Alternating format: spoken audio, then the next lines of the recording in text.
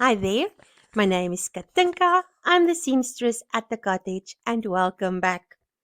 Today it's an exciting collaboration with Izzy from Dizzy Quilts and Sews and Carol from Sew Carol.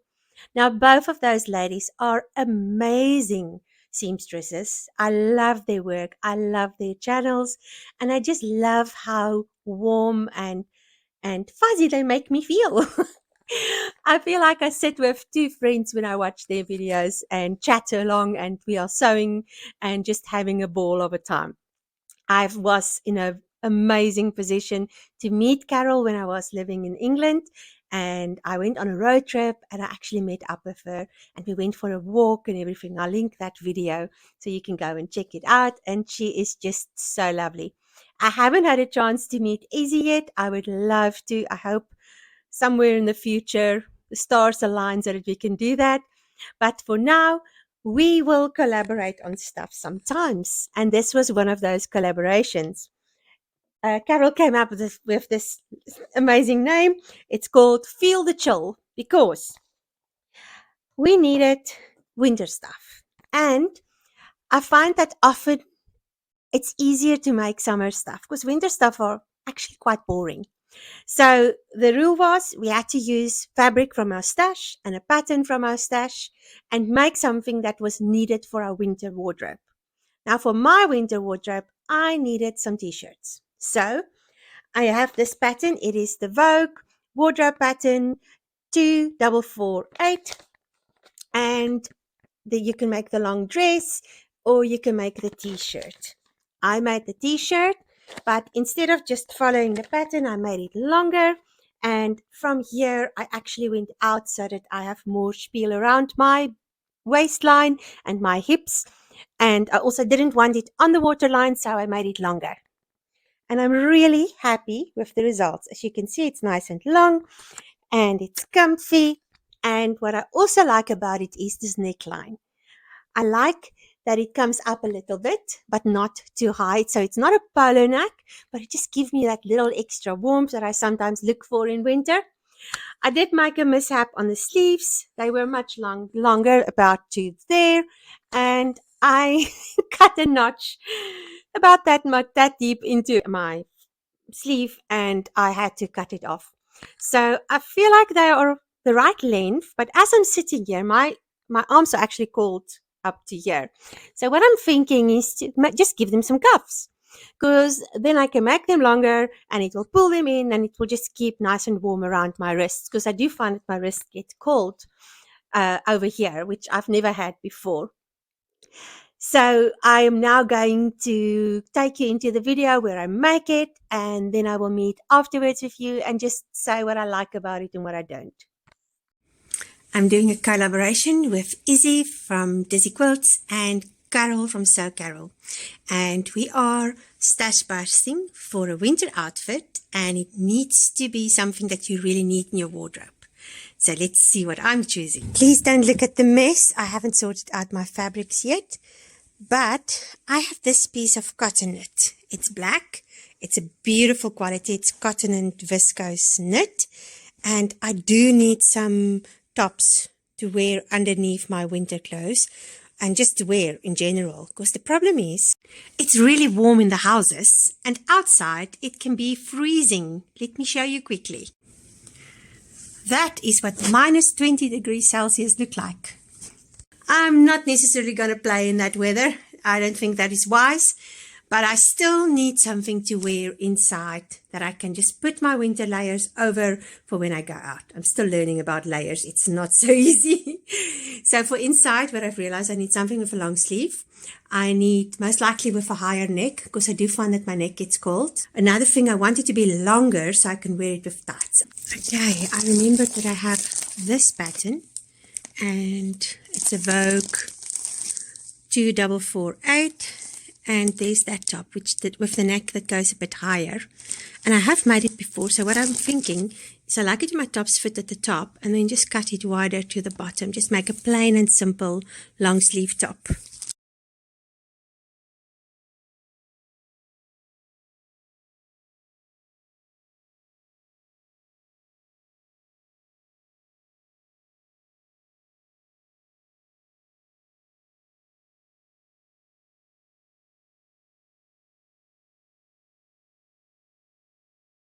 Quickly want to show you, how do you know what is the right side of this fabric? The right side looks like it's got little stripes that goes that way. The wrong side looks like the back of a knitted jersey and the stripes look like they go this way. Also, if it's on the right side, it will curl down. If it's the wrong side, it usually curls up a little bit towards the wrong side. And now I'm going to sew the back seam together. I'm just overlocking this whole top because you don't need a lot of sewing on it. Something that I do when I overlock this cotton lycra or viscose lycra together is I use my finger and I go between the two parts and then I just make them flat like that. And then when I sew, I keep it straight and I let the overlocker pull it through. So I'm like pulling it a little bit over here, but not a lot. It's just because the fabric will move different directions because of the feeding dog at the bottom and the foot. Sometimes they don't go at the same speed, and then you will end up with, especially on cotton lycra or viscose lycra, with the bottom with different lengths of material fabric being over. And even though you cut them all the same, it can still happen. Center back has been done, and now I can do shoulder seams from the front and the back together. Now it's time for the shoulder seams, and because I want to overlock, I put my pins in from the inside out, because that way I can overlock and pull them out easy as I go, and I don't have to worry about the blade of the overlocker actually catching a pin, which is not something you want to happen, because then you have to replace that blade and it is painful to replace it. Financially and physically, it's not an easy thing to do. The top one is still kind of okay, but if you have something in that bottom blade, if you make a kink in that, oh my goodness, it's torture. I've done both the shoulder seams, and now I'm going to do the side seam the same way I did the back seam. So for the side seam, I think I'm just going to pin it a little bit, not too many pins, but just to keep it together so that I don't have to worry about it pushing each other out or gaining or gaping, because that sometimes happens with this type of fabric.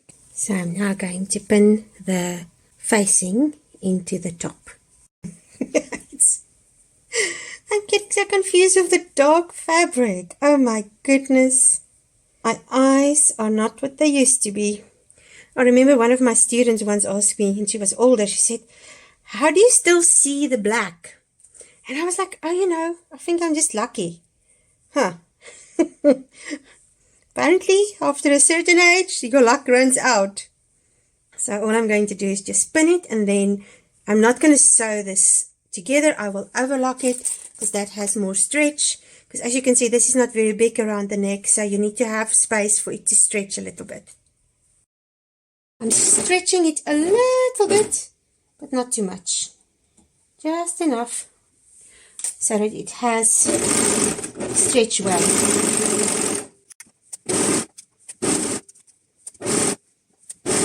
Now I can go and iron it into its position. But look, it's still got quite a lot of stretch there. So there will be enough space for my head to get through it. And next step is to put the sleeves in. And I pull my work a little as I go.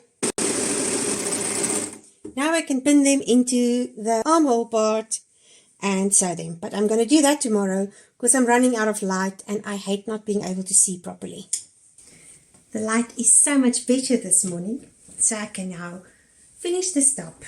When I pin my sleeves, I keep my top the wrong side and my sleeve I turn inside out, so it's the right side, and then I pin right sides together. And with the sleeve seams, I let them nestle together and I let the one go one way and the other way and the other way. That way it is not too thick under your arms, because that's something that sometimes bothers me. And then I start pinning over here in the bottom, and I pin to where my pattern markings are on both sides. And now I am going to find the middle of my sleeve, and I will pin that to the shoulder seam. And when I sew, when I get to this part, or actually I can do it now, and then I just pull it, because the sleeve head is bigger than where it's going in, and I pin it in place.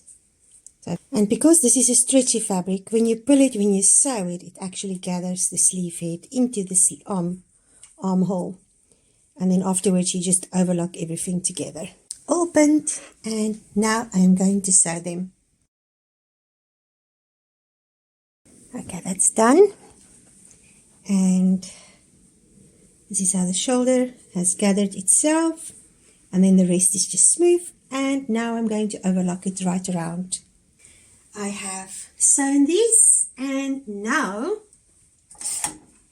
let's overlock the shoulder seams, the sleeves, and the bottom.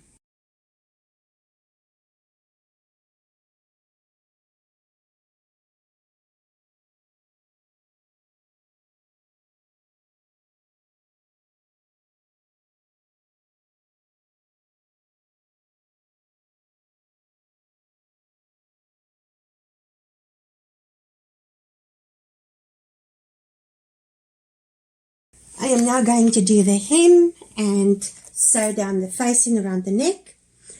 And the thing with this machine is I try to use my normal smidge twin needles for the Bernette B38, and it just kept on making a knot.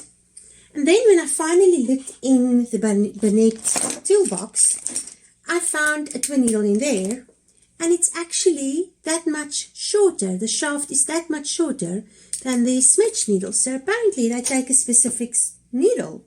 It's a black one, and now it works fine. After spending literally the last hour trying to figure this out. And I'm just sewing. I can see the line where I've pinned, and I'm just sticking to that line.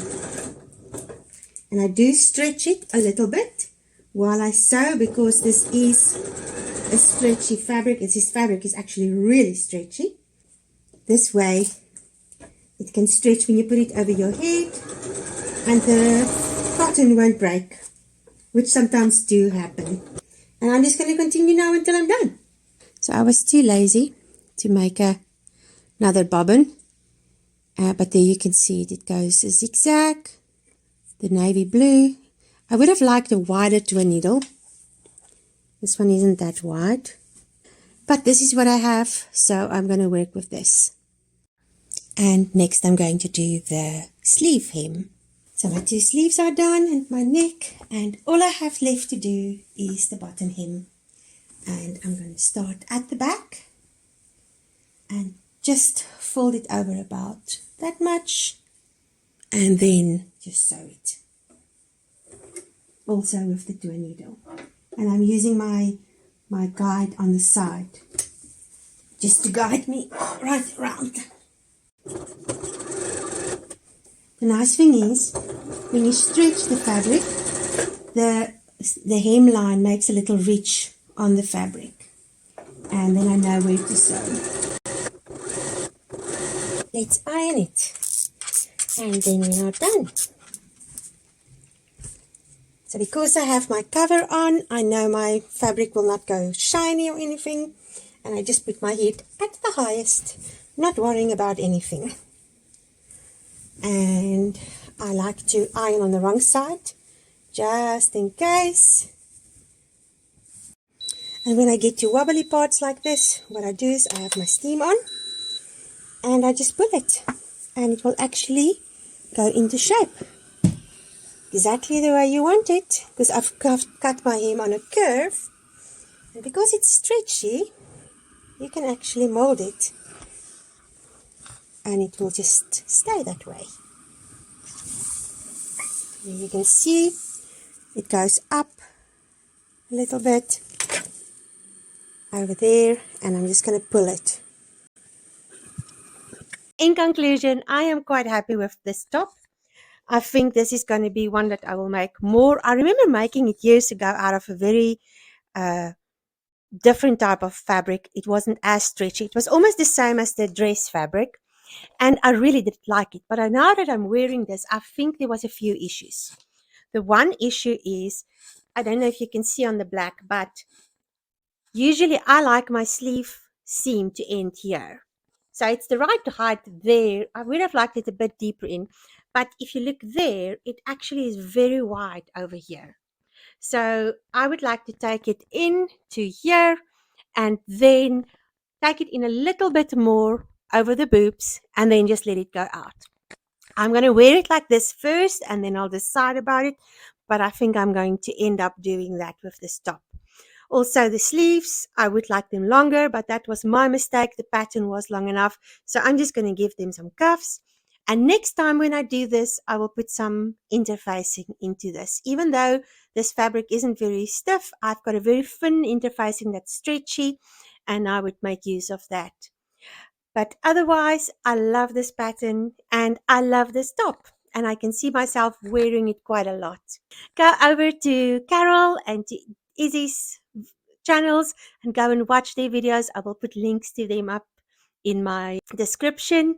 And I am so thankful that you spend time over here. And I'll see you in the next video. Goodbye.